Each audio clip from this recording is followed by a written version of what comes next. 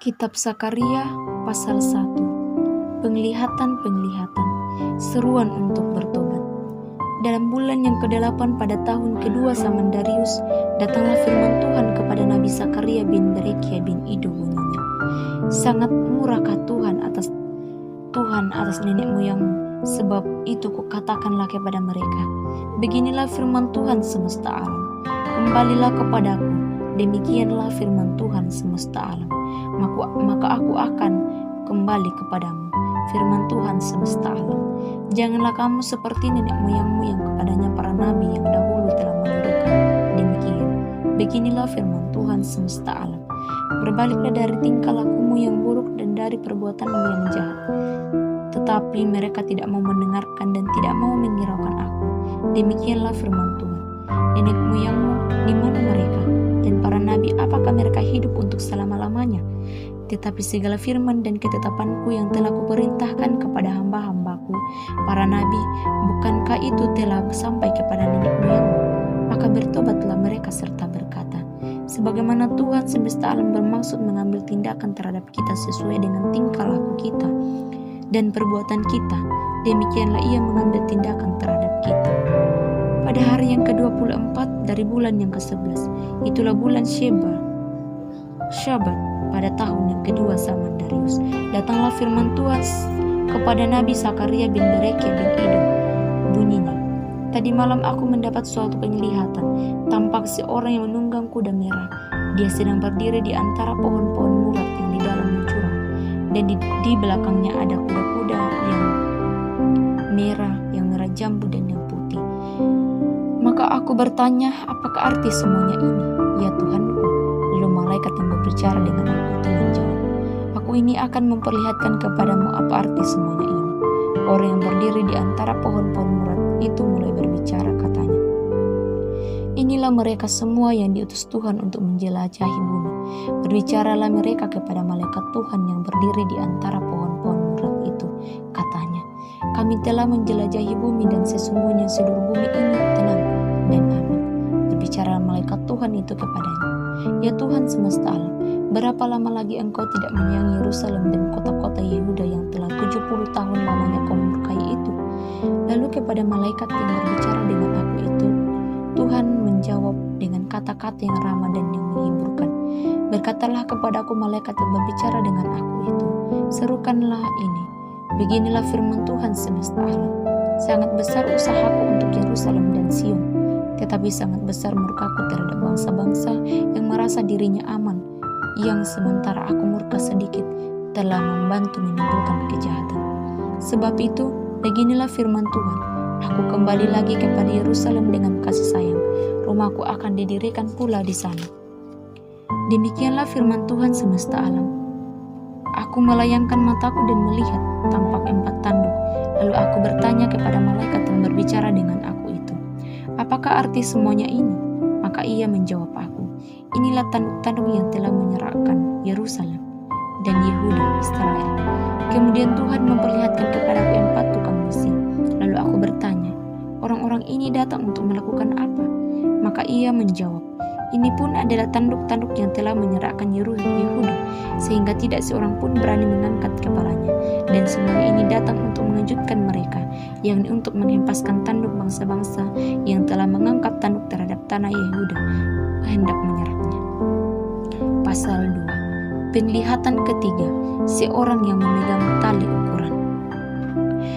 Aku melayangkan mataku dan melihat, tampak seorang yang memegang tali pengukur. Lalu aku bertanya, kemanakah engkau ini pergi? Maka ia menjawab aku, ke Yerusalem untuk mengukurnya, untuk melihat berapa lebar dan panjangnya. Dan sementara malaikat yang berbicara dengan aku itu maju ke depan, majulah seorang malaikat lain mendekatinya, yang diberi perintah, berlarilah, katakanlah kepada orang muda yang di sana ini, demikian, Yerusalem akan tetap tinggal seperti padang terbuka oleh karena banyaknya manusia dan hewan di dalamnya.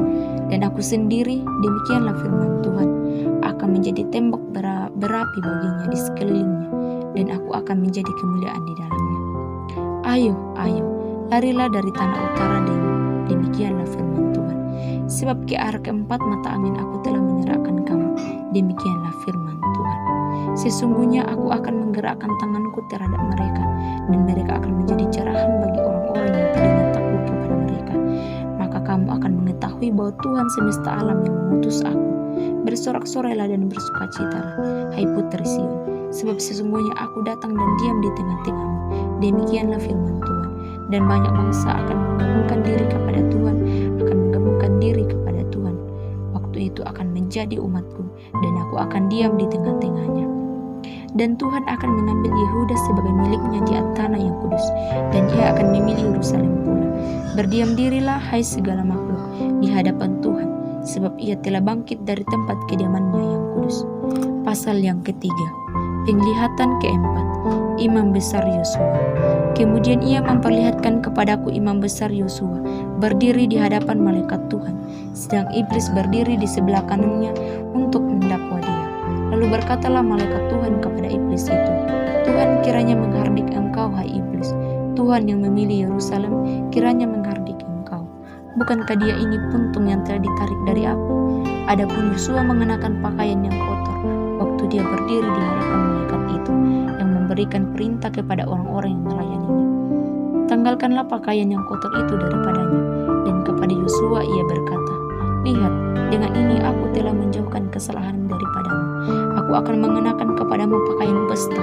Kemudian ia berkata, taruhlah serban tahil pada kepalanya.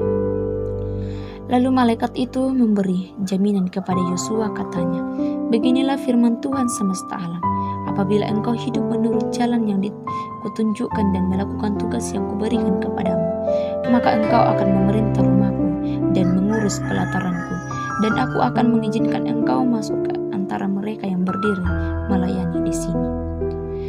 Sebab sesungguhnya permata yang telah kuserahkan kepada Yosua, satu permata yang bermata 7, sesungguhnya aku akan mengukirkan ukiran di atasnya. Demikianlah firman Tuhan semesta alam. Dan aku akan menghapuskan segala kesalahan negeri ini dalam 1 hari saja. Pada hari itu, demikianlah firman Tuhan semesta alam, setiap orang daripadamu akan mengundang temannya duduk di bawah pohon anggur dan di bawah pohon ara.